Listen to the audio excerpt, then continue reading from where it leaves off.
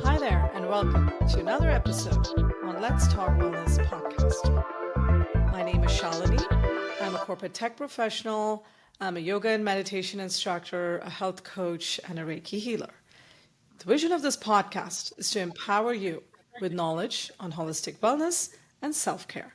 Today, I'm very excited to have an amazing guest here with us today, Sadie. Sadie Evans is an 8-time published author, transformational speaker, and the host of the podcast Soul Food with Sadie.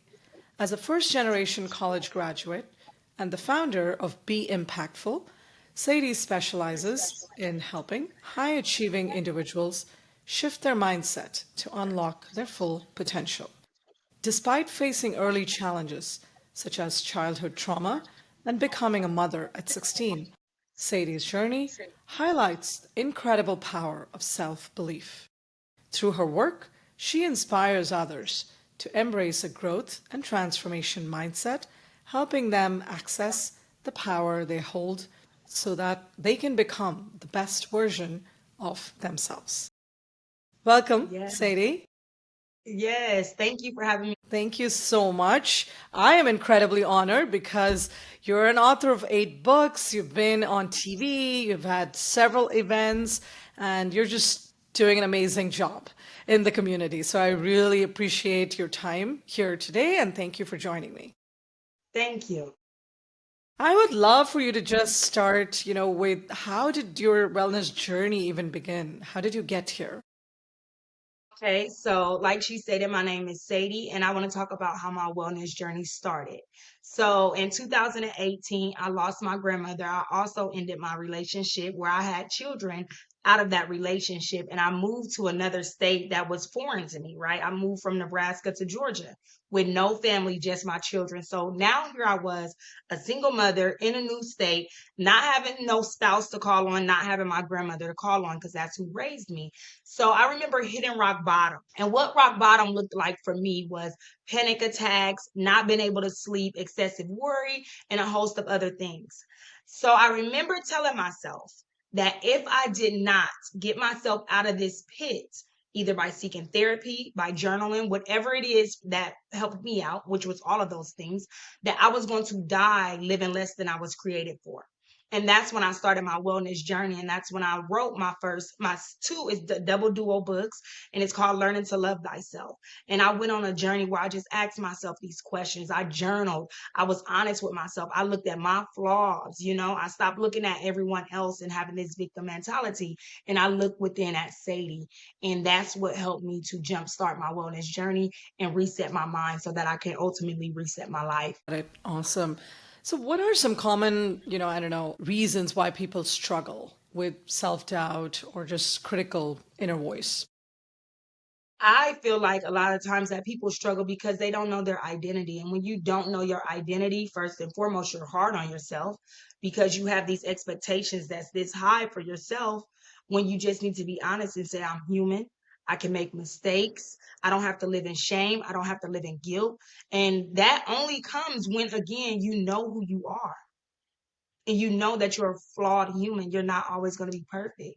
So I noticed that for myself, that's exactly where that self inner critic came in and just talked me out of some good opportunities in my life because I didn't know my identity. I was literally operating out of imposter syndrome, and each and every time I would hit a brick wall. So knowing your identity can help you to quiet that inner critic. Yeah, it's a great point because I know, I've been part of several kind of nonprofits where I talk to girls in STEM, and the whole imposter syndrome, right, is real because it's just that lack of confidence. It's, can I do this? Can I get out? Things like that, and ask somebody a question, right? So I Yeah. feel like, yeah, I mean, that's real because I see a lot of them just struggle. Absolutely. Those questions, am I worthy? Like even writing this book, The Power We Hold, even writing this book, I dealt with the inner critic. It was like literally that inner voice was telling me, how do you feel like you're adequate enough to write this book? Why do you feel people want to hear from you? And it still stuns me. One thing about growth is you still will be stunned by the inner critic because you have to live with that, right? But you have to be bigger than that inner critic and know that what you got going on for yourself And what you experience and overcome is way louder than that inner critic. And I remember telling myself, I'm adequate enough for this because I've experienced this stuff and I've overcome this stuff. And now I have tools to give to someone else. No, that's a great point. Yeah, because I think it's always hard to take that first step, right? I Mhm. mean, I guess I'll be vulnerable here as well, right? Which is, just starting a podcast or even getting out on social media. I mean, I Yeah. hadn't really done that. And just a couple of months ago, I said, why not I try this? And, Yeah. that's really how it started. And here you are now. Yes, yes, no, absolutely. So, can you tell us a time when, your inner critic was particularly loud, and how did you just navigate through that experience? So again, I'll go back to because I feel like the Power You Hold book was like one of my greatest books, honestly. It really helped me as well. During that process, it took me a long time to write it because the inner critic would stop me each and every time and it would be loud, and then I would go through situations in my life that would make the inner critic seem like it was confirming everything that it was saying. So the way that I handled that and made my voice, my inner voice and who I am loud is by basically seeing the lessons that I learned in these obstacles and telling the inner critic in my mind, of course, but saying, I can do this because, journaling those things out on why am I adequate enough to write a book? Why would people want to hear from me?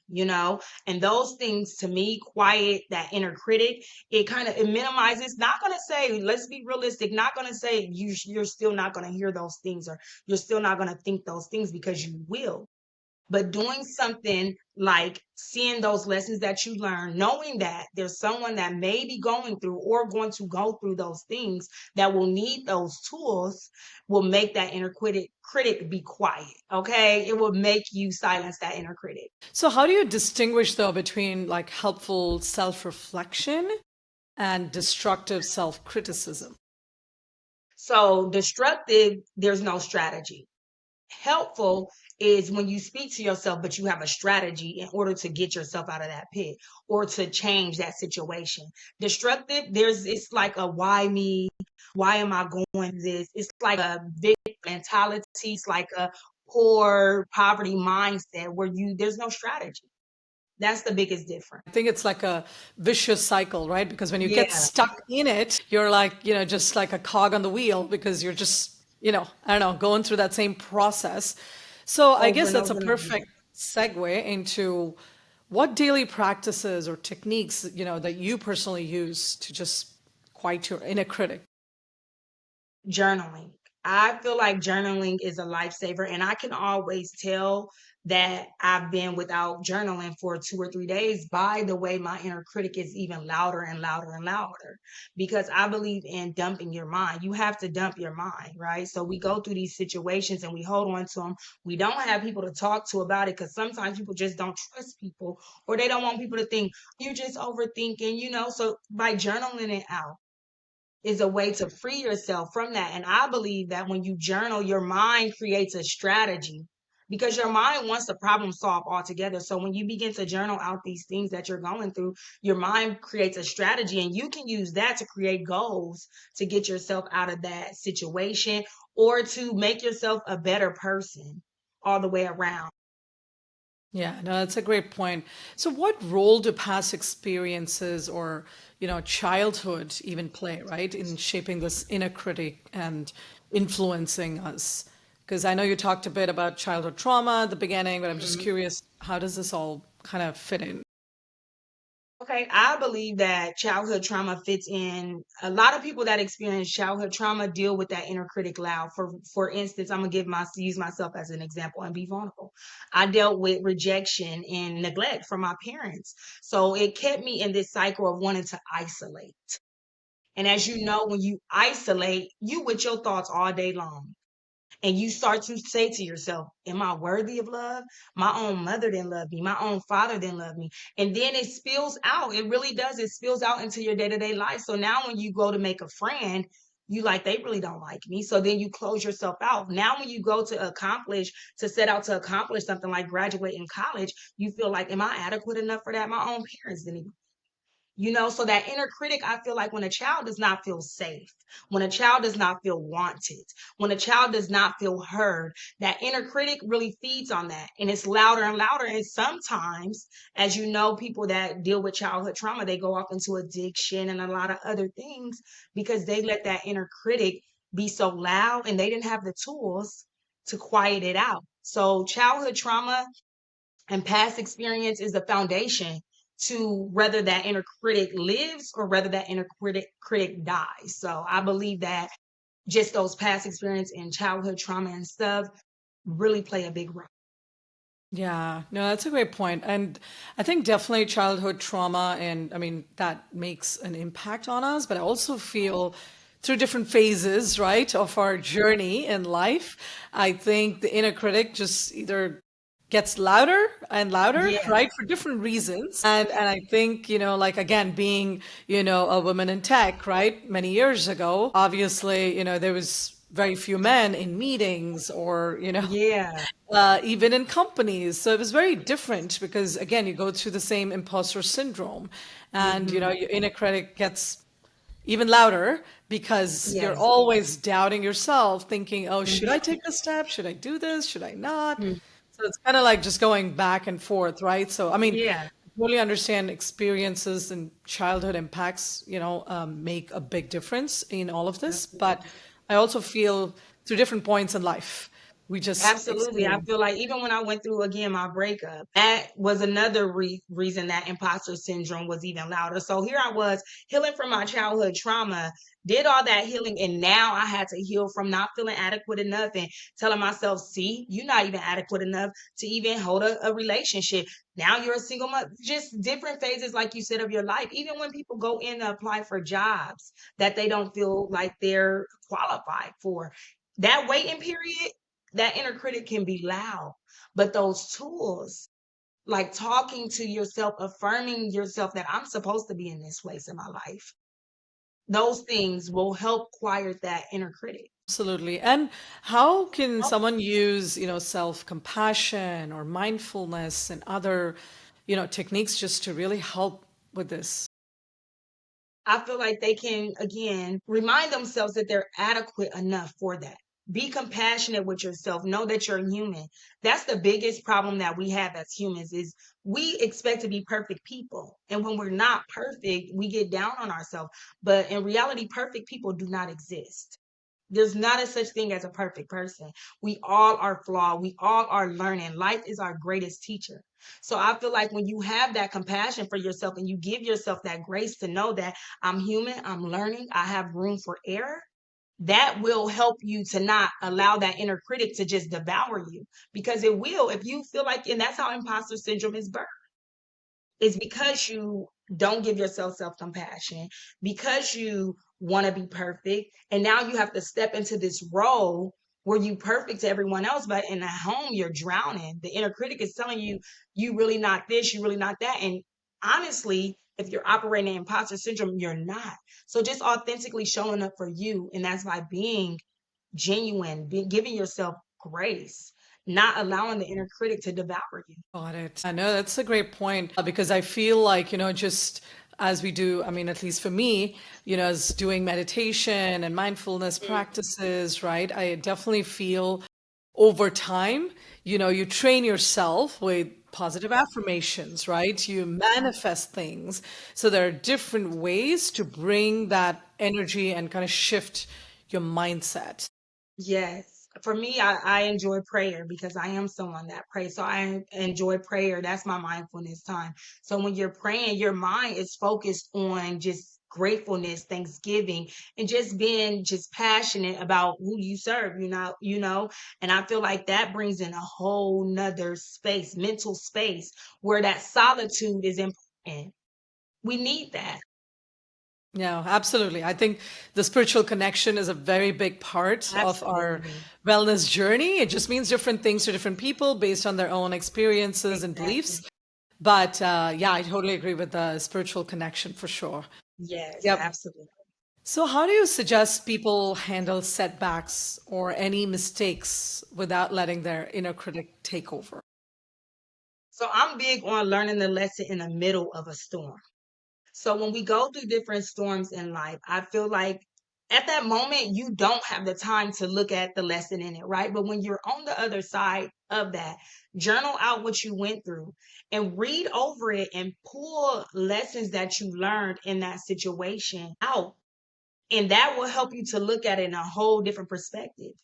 And then when another setback comes, now you have tools in a different mindset to know that, okay, this is going to teach me something. It might not feel good, but I'm going to learn something from this. And I feel like we go through different situations over and over and over because we're not learning a lesson in it. So once you learn the lesson in that situation, you may have another setback because, again, we're not above having setbacks in our life, but you'll have a different mindset going into it and it will not drown you. That's a good point because I don't think challenges or life is going to get any easy.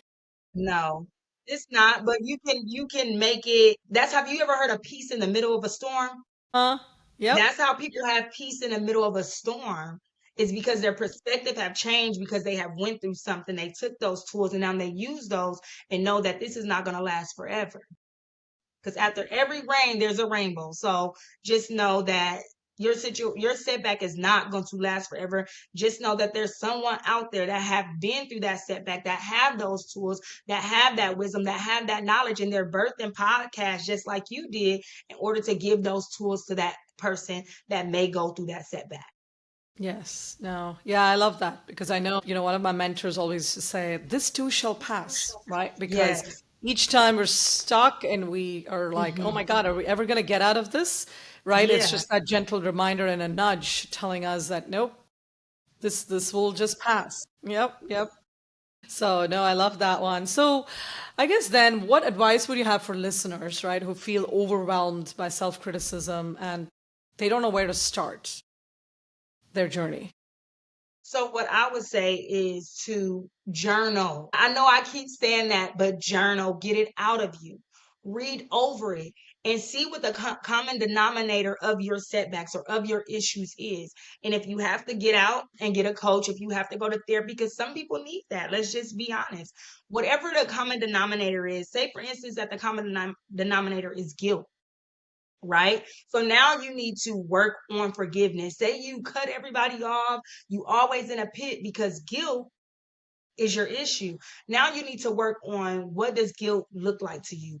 Why do you feel guilty? And then learn steps to be able to forgive yourself. So I believe in journaling, right? Then once you journal, reading over it and get into that common denominator. Once you get to that common denominator, now you have that root. Because if we don't pull things up by the root, are we really fixing things? No. So now you have that root. Now you can work from there to pull that root up and begin to create strategies to stay out of these situations and also to silence that inner critic when it does come. Yeah, that's very powerful. Thank you for sharing that. And I guess, I would love for you to talk a little bit about your book. Well, you have 8 books, so I don't know which one you want to pick on, but I would love for you to just share a little bit about, just the topics you've covered and talked about, being an author. What was that journey like? So it was a call. It was more so a calling. I remember being in college and my instructor telling me that I was going to be a famous author one day. And I'm just like, I don't even like to write. I'm like, I don't even like to write. And then again, when I had got into my storm and my wellness journey was birthed, I realized that it was a lot of writing. It was a lot of writing. And I realized that writing was therapy for me. Writing is therapy. Although I did get a therapist, but instead of taking medication, I began to write. And that was like medication for me. It did the same thing that people say medication do for them. It did it for me.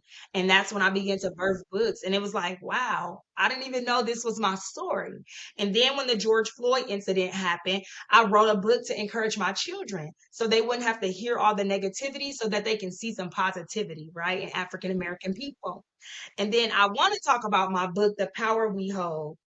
I don't know if you can see it, but this is one of my greatest works. And if you see, it's called 7 Strategies to Discover Your Authentic Self.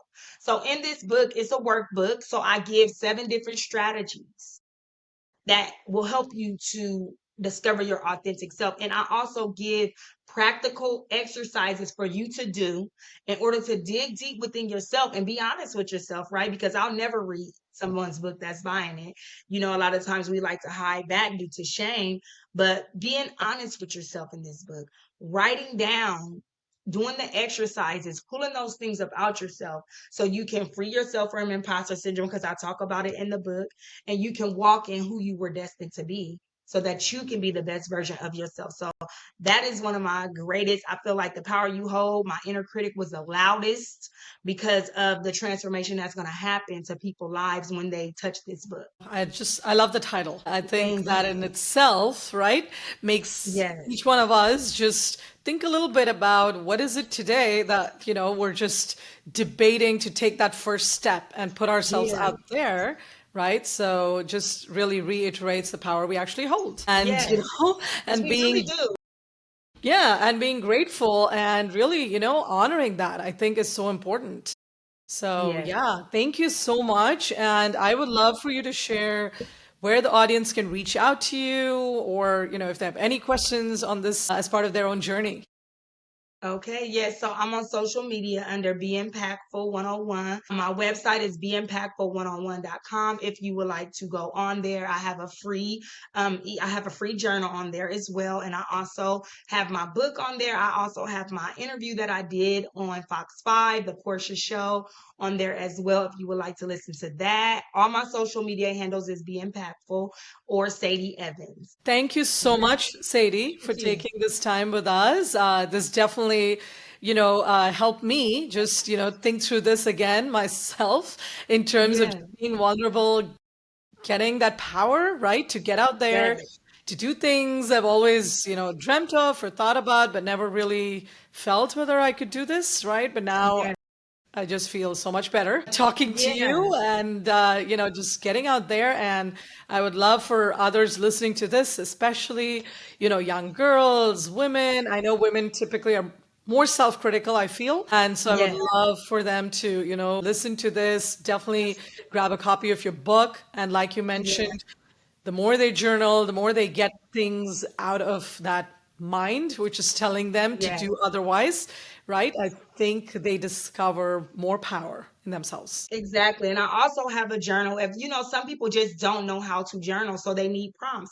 I have a journal. It's called Learning to Love Thyself. And that is the first thing that was birthed out of my wellness journey, because I feel like I went on a literal journey, 60 days of learning to love who Sadie was, finding out who Sadie was. And every time I had a thought, I would document it. And I was like, you know what? So many other people don't know how to start a journal. They don't even know how to identify who they are. So let me document this and publish it. And I published it, and it's journal prompts. And it's a journal where you can read the prompt and answer it honestly and be able to really discover who you Great. Thank you so much again for taking this are. time with us Thank today you. and sharing your journey. Thank you so much. I'm honored. Thank you, everyone. Follow Let's Talk Wellness for more podcasts and this full episode on YouTube, Spotify, and Apple. Thank you so much.